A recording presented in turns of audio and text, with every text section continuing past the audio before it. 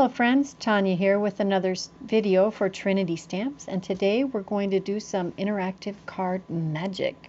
We're going to start out with the Slimline Surprises die, and I cut out this big cover plate part, and I'm going to mask this all off because we're going to do some stenciling on this card front. We're going to minimize the layers.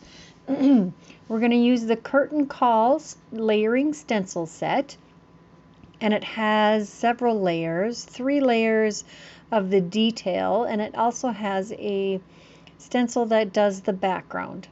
And we're going to start out with the swag at the top of this curtain, and we're going to add the different layers. I am again using the back of my MISTI and some magnets to hold the stencils in place while I do my stenciling. That was layer number 2. This is layer number 3, and I am using 3 of the reds from Distress Oxides. I believe this is Abandoned Coral, Candied Apple, and Mahogany. I think so, Aged Mahogany. And now I'm moving on to the bottom of the curtain. There are some little tiny scallops at the bottom that you can see, and I've lined those up with the bottom of the folding mechanism for this card, and put the mask for the swags on top of the swags that I've already stenciled. So this is layer 2 of the bottom of the curtains, and some pixie dust spray would be very helpful. However, I haven't received a new can yet when I was filming this video.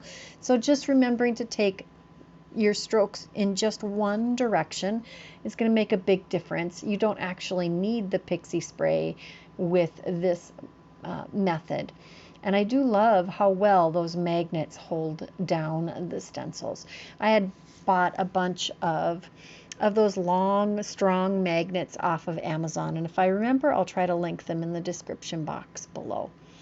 I am also adding a little shadow under the swag after I put the stencil in place over the swags. And then I am moving on to this next stencil. And I think it's called Starstruck. It'll be linked below. We're going to start out by shifting where I had done all of my masking to the top portion of this folding part. And I'm using some black soot Distress Oxides to make this black. And I had started with a craft colored piece of cardstock, and it really takes ink well. I love that. We're going to secure the stencil in place with magnets again, and then I'm going to take out this unicorn horn glitter glaze from another company, and it's like a silvery glittery glitter paste, and I'm going to put that through the stencil onto the black. It's going to make a real magical feel to this card, which is the theme after all. And I am trying to get a nice even application of the glitter gel on here. Glitter paste, glitter glaze, whatever you'd like to call it. I got mighty messy cleaning up the edge of that jar though. We're going to reveal these stars, and look at that. I just love the way this turned out.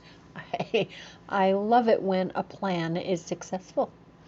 And the masking was all nice and crisp. I love those lines. So we're going to take all of this off, and I'm going to set this piece aside to dry for at least, I think, 15-20 minutes, and then it was nice and dry. We're going to use that same stencil after I went and cleaned it up at the kitchen sink, just with a little warm water in my hands. And then I dried it off nice and thoroughly. And we're using a red panel that we cut from with another piece, well, actually 2 pieces, from the Slimline Surprise die set, and stenciled that with Aged Mahogany. And I did add some slender strips of coaster blank on the edges of that piece in order to add a little depth for the items that I'm going to add underneath. So this is going to reveal more things underneath.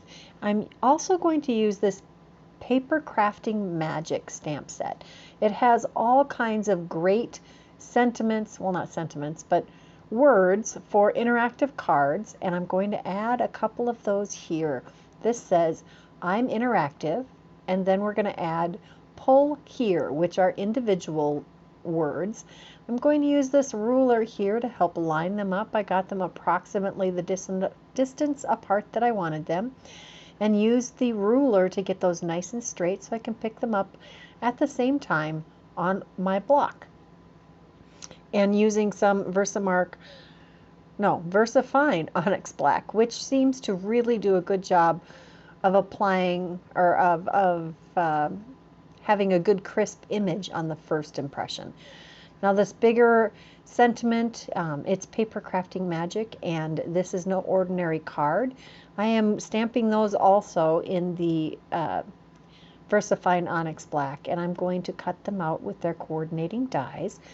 This one that I just tacked down does make each of the words from that sentiment cut out individually, which is awesome. You can line them up however you would like on your card.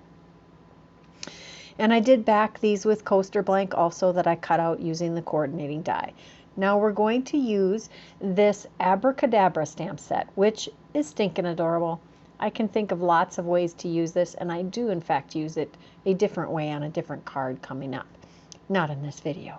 So I'm going to take this magician and I'm going to adhere him in front of his curtain, and we're going to take a 3.5 by 8.5 inch card base, a nice slimline card base in white, and this will be underneath that slider mechanism. I'm adding the stars again with I think this is Hickory Smoke Distress Oxide ink. Just gotta keep that continuity going. I am going to adhere this card front to the card base, and I do end up adding another layer of coaster blank slivers after I finish this video, because it wasn't quite high enough for all of the little details that I end up gluing on the inside.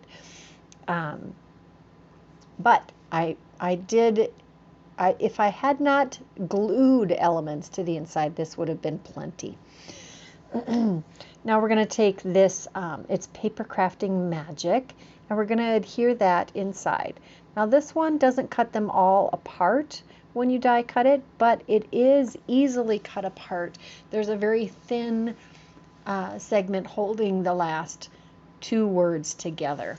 Now we're going to glue those inside, centering the smaller words above and below the larger word.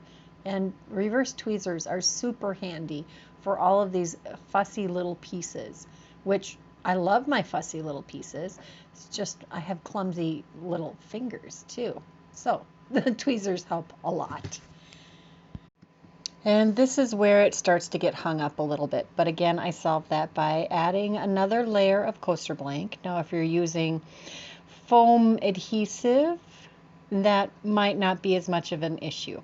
I'm going to use some red twine here to put through that hole to have a tail to grab hold of to pull that tab up. And it's also another clue that that's where you need to pull. And here it is in action. I love how that slides back and forth.